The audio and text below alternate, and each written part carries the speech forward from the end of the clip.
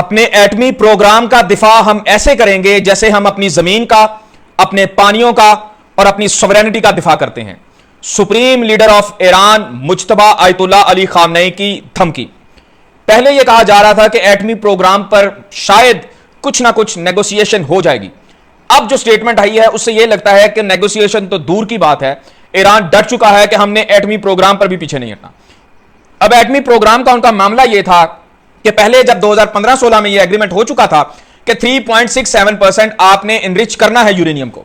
उसके बाद ट्रंप आता है 2016 में और इस एग्रीमेंट को खराब कर देता है, तबाह कर देता है, इस एग्रीमेंट को जलाकर राख कर देता है कि जी ईरान जो है ना न्यूक्लियर वेपन बना रहा है। कौन उसको बताता है? उसका सबसे बड़ा आका इसराइल।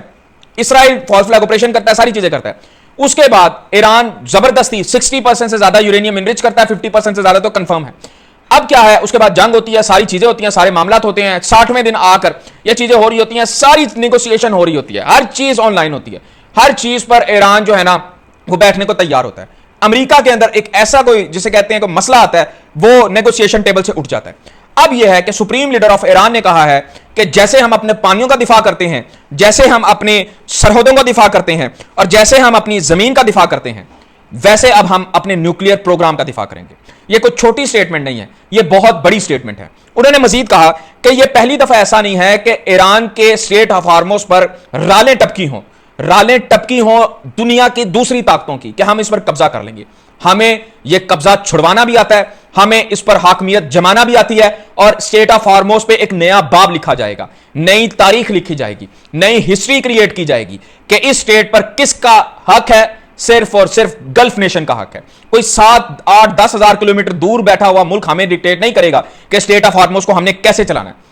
ये एरोगेंस, ये कॉन्फिडेंस, ये तब आता है जब आप अगले को पिछाड़ दो, जब आप अगले को नाक रगड़ने पर मजबूर कर दो। ईरान ने यही एरोगेंस, यही कॉन्फिडेंस अमेरिका के सामने दिखाया।